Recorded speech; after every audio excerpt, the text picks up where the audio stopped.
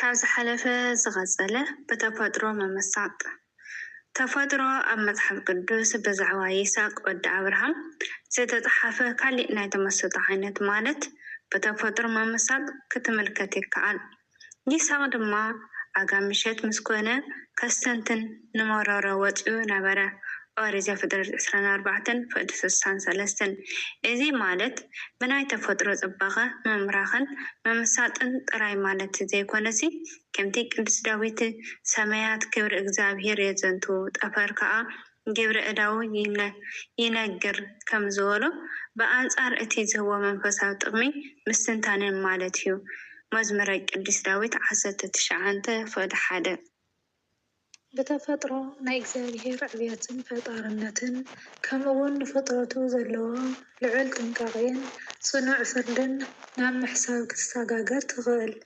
እዚ እትሪኦ ዘለኻ ሰማይ ናይ ተመስጦ ዓለም ክኾነካ ይኽእል እዩ። ምክንያቱ ብዛዕባ ዝፋን እግዚአብሔር ክትሓስብ ስለ ዝኸኣልካ።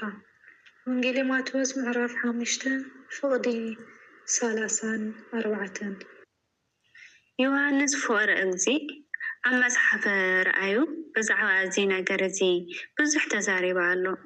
ብፍላይ ኣብ ራእይ 4 ፍቅዲ 1 ድሕሪ እዚ እንሆ ኣብ ሰማያት ክፉት ኣብ ደገ ረኣኹ ከምኡ እውን ኣብ ራእይ ዮሐንስ 21 ብዛዕባ ሰማያዊት ኢየሩሳሌምን ብዛዕባ እግዚአብሔርን ሰብን ብሕብረት ዝሓድረሉ ስፍራ በተመስጦ እናተመልከተ ይዛረብ።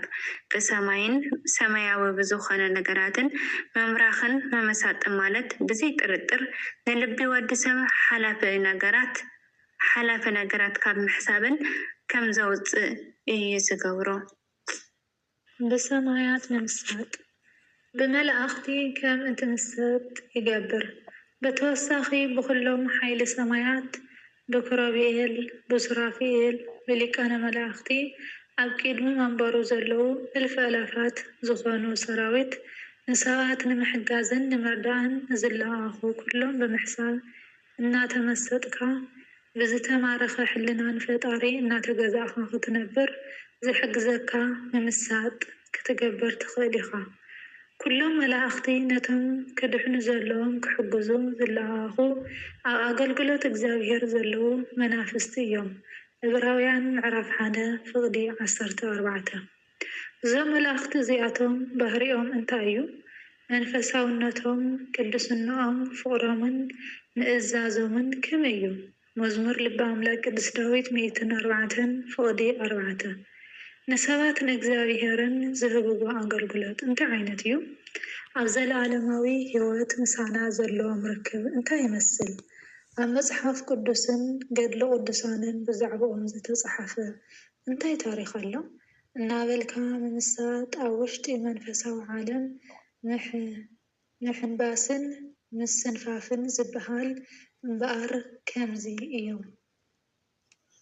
ከምዚ ዝዓይነቱ ተመስጦ ዝኸበደና እንተመሲሉ ድማ ብመንፈስ እቶም ካብዚ ዓለም ዝተፈልዩ ነፍሳት ከነመስጥ ንኽእል ኢና። ጎይታና መድሓኒና ኢየሱስ ክርስቶስ ብዛዕባ ኣቦና ኣብርሃምን ኣብ ሕፉን ዝነበረ ኣልዓዛርን ከም ዝነገረና ኣብ ገነት ምስ እግዚአብሔር ብዘለዎ ጻድቃን እዩ።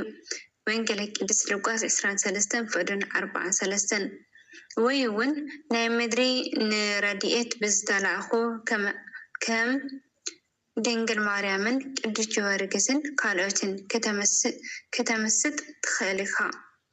ሓደ ኮኸብ ካብቲ ካሊእ ኮኸብ ብክብሪ ከም ዝፍለ ንነፍሲ ወከፎም ዝተዋሃቦም ክብርን ጸጋን እውን ዝተፈላለየ ካብ ምዃኑ ዝተለዓለ ከመስጠካ ይኽእል እዩ። ቀዳማይ ቆሮንቶስ 15 ፍቅዲ 41 ትንሣኤ ሙታን መንፈሳውን ሰማያውን ኣካል ቀዳማይ ቆሮንቶስ ምዕራፍ 15 ከፍቅዲ 42-50 ዘለዓለማውነት ዝመጽእ ክብሪ ናይ እግዚአብሔር መንግስቲ ክብሪ ቅዱሳን ንዘለዓለም ደስታ መን ትኸውን ተዳለወና መንግስቲ እዚኣቶም ኩሎም ብተመስጦ ናብ እግዚአብሔር ክንጓዓዝ ምእንታን ክንኽእል ዝቕስቅሱ ናይ ተመስጦ ዓለማት እዮም። እዚ እንተዳ ከቢድካ ከዓ ናብ ምድሪ ተመለስ እሞ ኣብ ዙርያኻ ንዘለዉ ናይ ተፈጥሮ ጸጋታት ኣስተንትን፣ ናይ ሰማይ ኣዕዋፍን ዕምባባታትን መሮርን ተመልከቱ። ወንጌል ቅዱስ ማቴዎስ 6:26-30 ኢሉ እዩ ጌታ ምሄርና። ኣምላካ ክርስቶስ ዝመሃረካ እምበሪ ስምዒትካ ዘቀስቅስ ስጋዊ ተመስጦ ውቃበ ናይ ቀለማ ጽባቐ ንመኣዞምና እናደነቕካ ወይ እውን እናርአኻ ጥራይ ክትሕልፎም ኣይኮነን። እቲ ዘድሊ ካብ ስምዒታውነት ወፂኻ ሰሎሞን እኳ ምስቲ ኩሉ ክብሩ ከም ሓደ ካብኣቶም ኣይተኸደነን ተባሂሉ ከም ዝተፅሓፈ እግዚአብሔር ኣወቂቡ ከም ዝፈጠሮም እናሓሰብካ ሕሊናኻ ንዕኡ ምእንቲ ክትግዛእ ኢሉ እዩ። ኣብዚ ሓሳብ እዚ እንተደኣሊኻ ነዞም ኩሎም ፍጥረታት እግዚአብሔር ከመይ ገይሩ ከም ዘካናኸኖም ክትምርምር ኢኻ። ንባዕልኻ እውን እግዚአብሔር ጓሳይ እዩ ዝጎደለኒ የብለይን ዝብል ጽኑዕነት ክትሓድር ኢኻ። ተስፋኻ ኣብ ኣምላኽ ስለ ትገብር ድማ ጭንቀት፣ ጽበት፣ ዘይምርግጋእ፣ ሰላም ምስኣን፣ በይናውነት እዚ ኩሉ ከባኻ ንኽርሕቕ ሓይሊ ክትረክብ ኢኻ። ኣብ መንጎ ናይ ተፈጥሮ ዕምባባታትን ብኢድ ሰብ ናይ ዝተሰርሑ ዕምባባታትን ዘሎ ፍልሊ እንተዳ ኣስተውዒልካ ወዲ ሰብ ዋላ እኳ ብዙሕ እንተጠበበ ሂወት ክህብ ስለ ዘይኽእል ብዘይ ሂወት ከዓ መኣዛን ዕቤትን ከም ዘሎ ክትርዳእ ኢኻ። መልክዖም እውን እንተኾነ ምስኣቶም ናይ ተፈጥሮ ብፍጹም ክነጻጸር ዝኽእል ስለ ዘይኮነ እቲ ኩሉ ዝኽእል ጎይታኻ ንኽትድነቕ መንገዲ ክትረክብ ኢኻ። ብተመሳሳሊ መንገዲ ብዕዋፍ ሰማይ እውን ነዚ